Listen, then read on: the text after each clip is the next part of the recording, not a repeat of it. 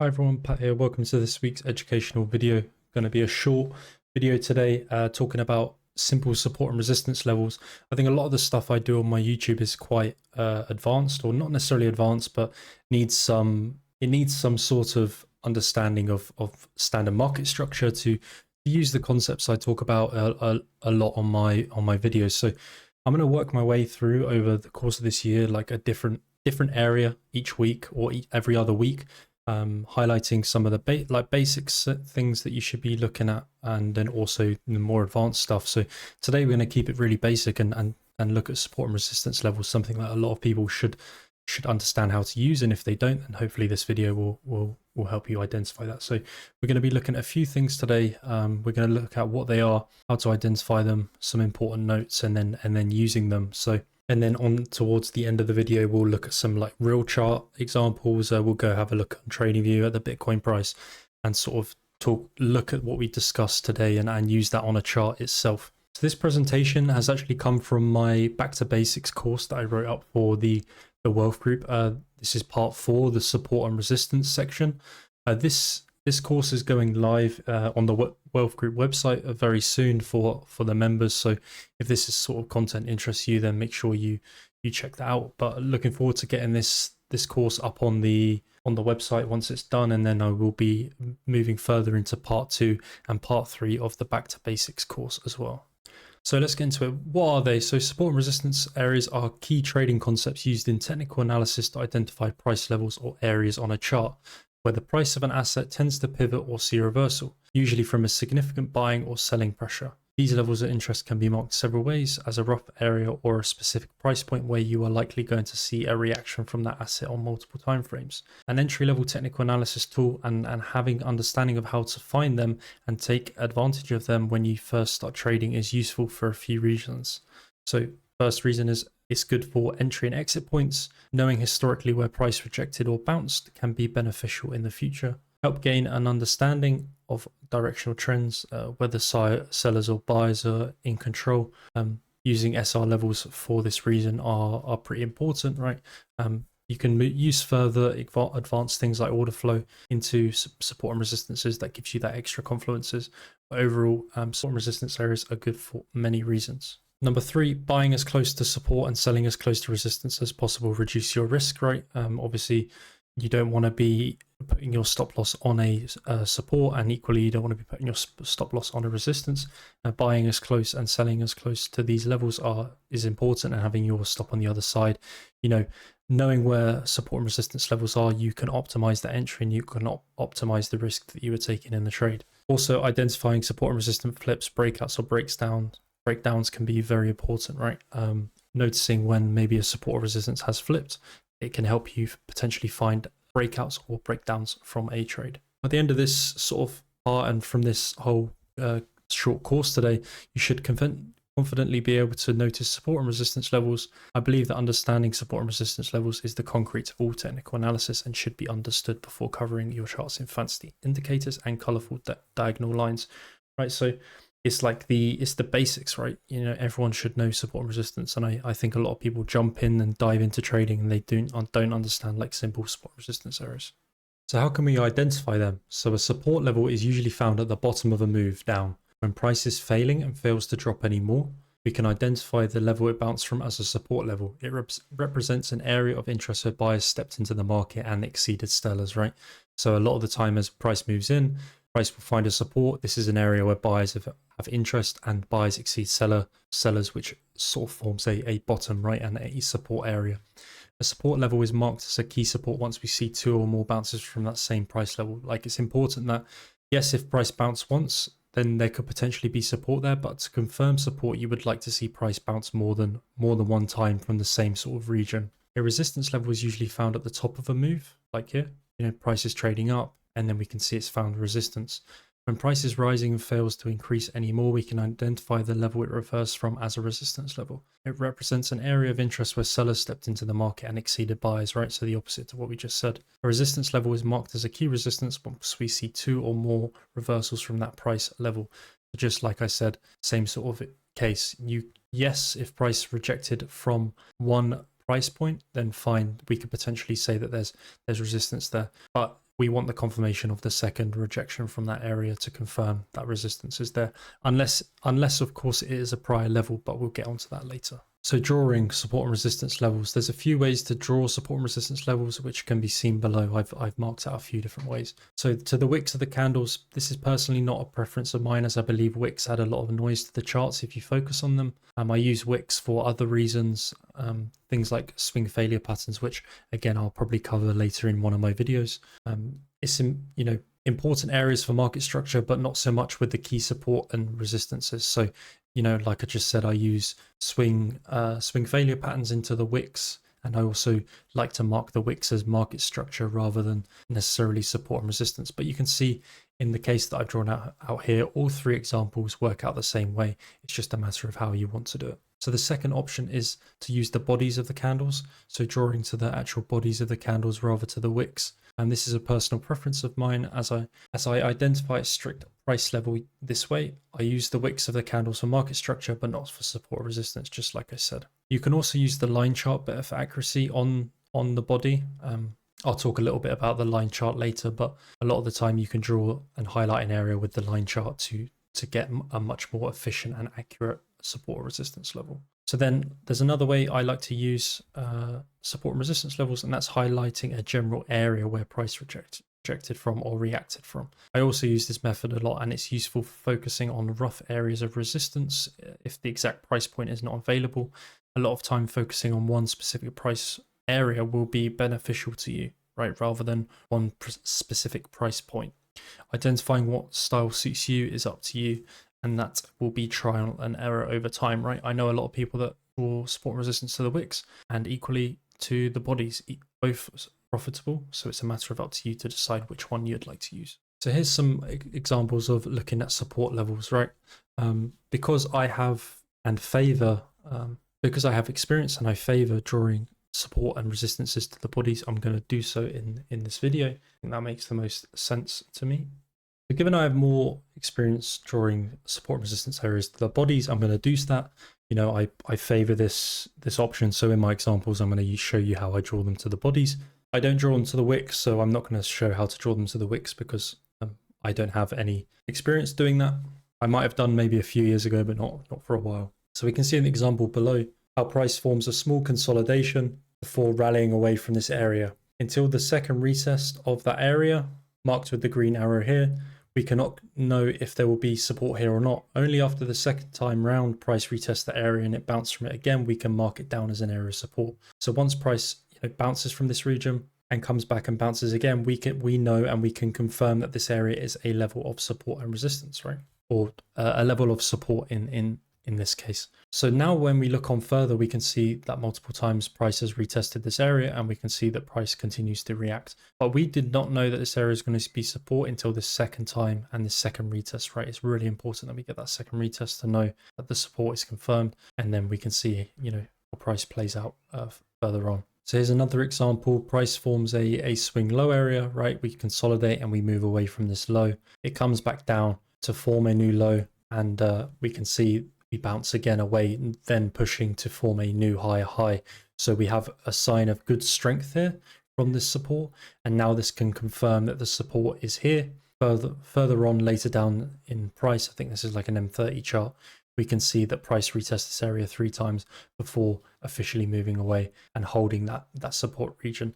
But again, we did not know that this area would be support until the second retest, and obviously the third and fourth starts to confirm that there's strong buying activity here, so we can look to be a buyer in invalidation down below there, right? It's also nice once you get, the second retest, if we get a break of structure from that region, i.e. in this case a higher high, this can show that there's strong demand into this support area. So now we're going to be identifying resistance levels. The first example here shows 2 strong rejections from that same level of interest, right? We can see here price impulses, we have this consolidation, price impulses down. Later down the line, price comes up again, right? We can see that price attempted to trade above here, it wicked up and then eventually rejects. We can see it move into a strong lower low and lower high formation. So again, we know that 2 times now price is rejected from this resistance area. We know that there is a strong level of supply and a lot of selling going on here. Eventually, the demand is likely soaked up, and we can see how the market trades away from the resistance once again, right? We can see price starts wicking through it multiple times. We're trying to wick through multiple attempts. Prices try to break this resistance and evidently just continue to roll over and move away. So this is a pretty good sign of a lot of selling being done up here and a strong resistance, right? Another example here where I've highlighted a rough area of resistance because there is multiple rejections from a similar area, but no specific price point necessarily that we should mark the resistance area to, right? So, or the resistance point to, apologies. So we mark it as an area. We can tell that the area price rejected from is impactable, right? We can see that multiple times. Again, we have the same sort of case, two very short-term rejections from the same area. And then the third tap forms fresh lows. Remember what I said about if we get that sort of second or third tap from support or resistance, that then forms a breakup structure. That can be a very good sign of strong supply or strong demand from that area. And then following that, we can see that price continue to reject once, twice, 3, 4 times from that same resistance, right? So a very strong area of resistance. So this example was highlighting, a rough area, and it's really important that you can identify early when a potential support and resistance level could be in play on multiple time frames, right?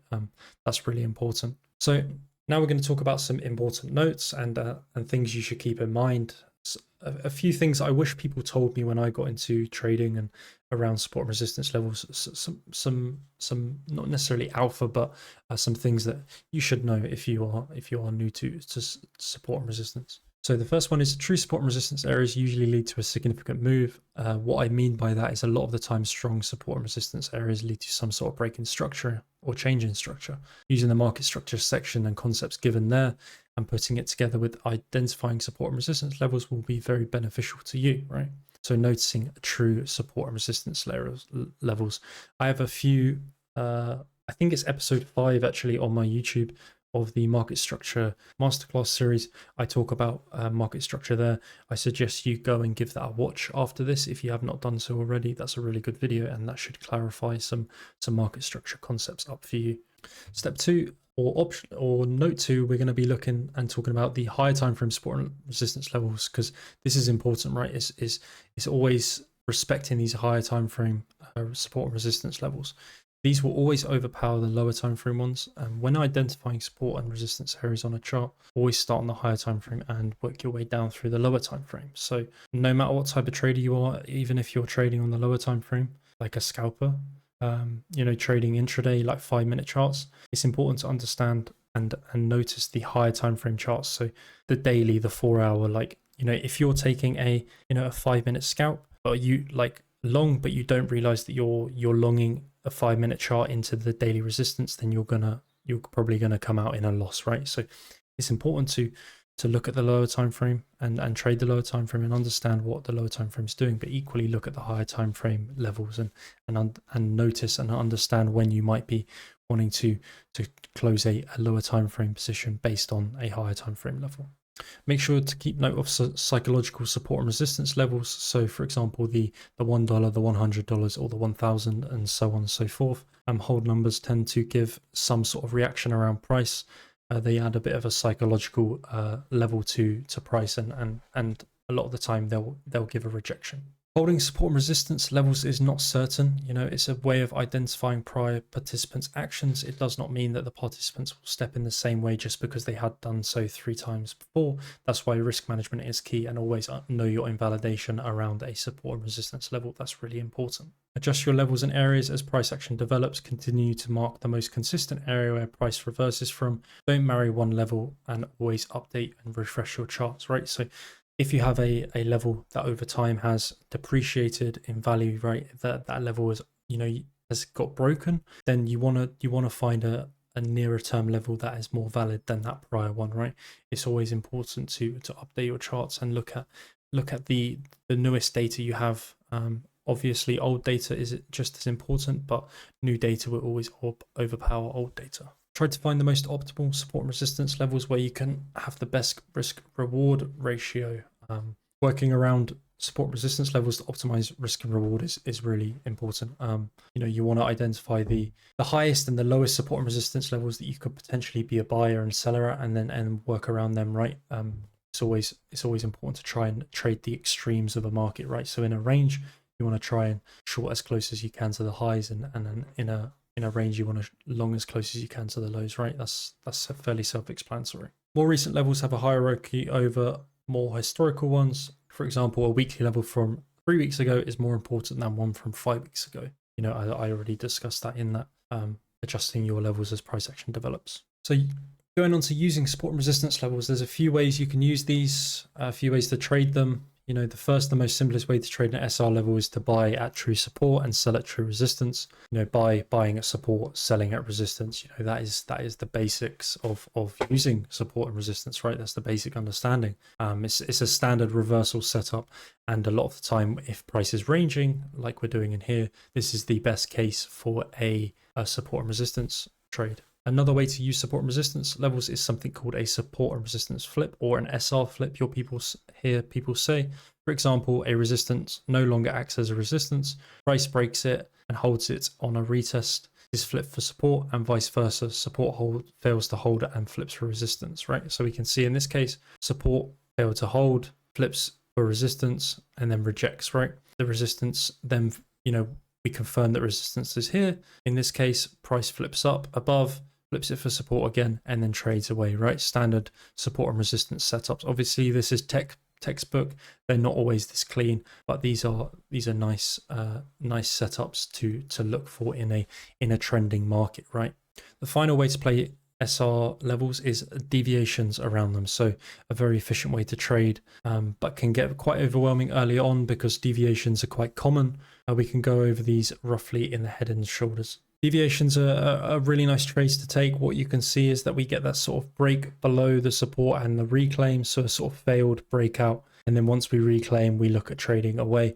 And equally here, right, we move away from, we try to break the resistance, eventually it fails, and then we look at selling on the retest back towards that SR level. So deviations are something that I play a lot on the lower time frame. On the higher time frame, I think they're some of the best setups to get. Trying to identify whether price is potentially deviating or breaking out is difficult, and there's many ways you can identify that, and using volume and order flow and tools like that, more advanced tools. But the basic way of understanding support and resistance, first off, is to understand how to just trade them simply between support and resistance, and then you can go on to more advanced trading methods later on. So here's some examples of selling resistance or buying support, right? Fairly simple. Sell, buy support, sell resistance, buy support, sell resistance, buy support, right? A lot of the time, these are going to be ranges, and you want to play the range until proven otherwise, right? And here, big resistance. I think this was from our range last year, our summer range last year. Big resistance, rejection, right? And the amount of people that are probably looking for breakouts into here gives me similar vibes to what's happening right now on Bitcoin, which we'll talk about shortly. Again, here, look, resistance, support, sorry, and then we eventually get that breakout finally. Yeah. So just to summarize, before we look at some real-time charts quickly, I'm going to try and keep things short now because we're running out of time. But support and resistance levels are not just horizontal levels. They can be a title for pretty much any level that rejects price. So many different technical analysis styles can fit into the SR bracket. The horizontal levels are just the foundation to everything, right? It's the basics understanding of it all. Identifying them is the most important thing, but I'm not here to teach you how to use them entirely, but being able to notice and understand them and what a true SR level was my objective. So if you understand what an SR level is, then my work is done.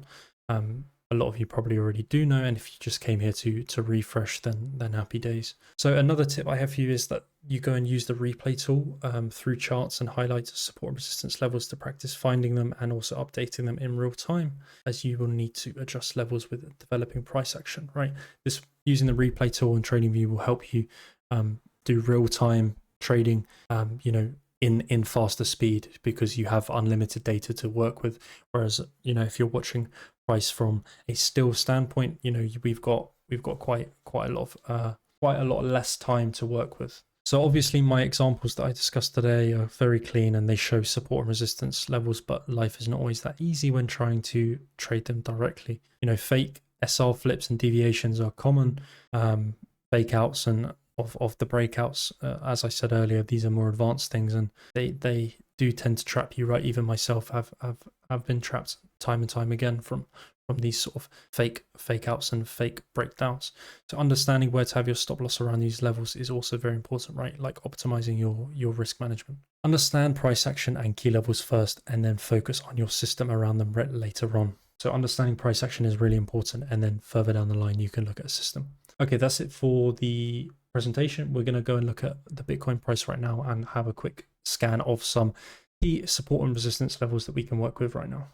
All right, with everything we just discussed in that little presentation, we're going to take a look at Bitcoin now, and let's just see what we can work with. So obviously, like I said, the 2-tap is important. So we have a level of resistance here on the daily, and equally we have a level of support here on the daily, right?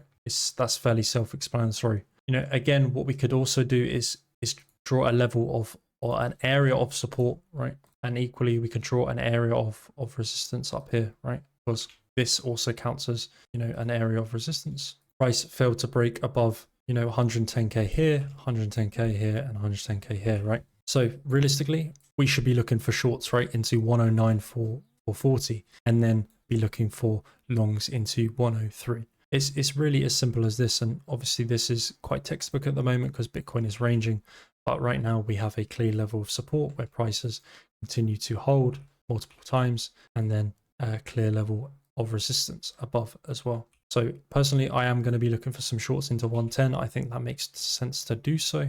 Now let's look at the higher time frame. Let's see what the higher time frame shows us. The higher time frame, we clearly got resistance here at 109. We can see that from that area. Look at the weekly, look at the amount of wicks into this area that's rejected. 1, 2, 3, 4 times prices tried to trade above 109K and has failed, right? So, as we move into July, is price going to do the same thing and roll over once again? We have to consider that, right? And then a level of support around here, simply based on the same reason, right?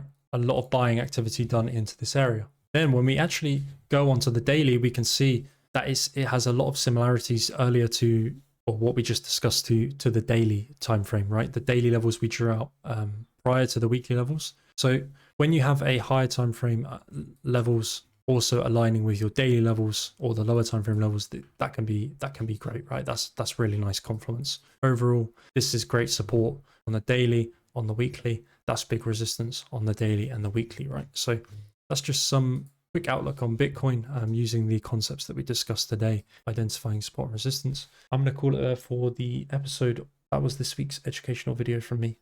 Might do one next week, might do one the following week. I'm not too sure. If you do have any requests of what you would be interested in seeing me do on these educational videos, then please let me know in the description or in the comments.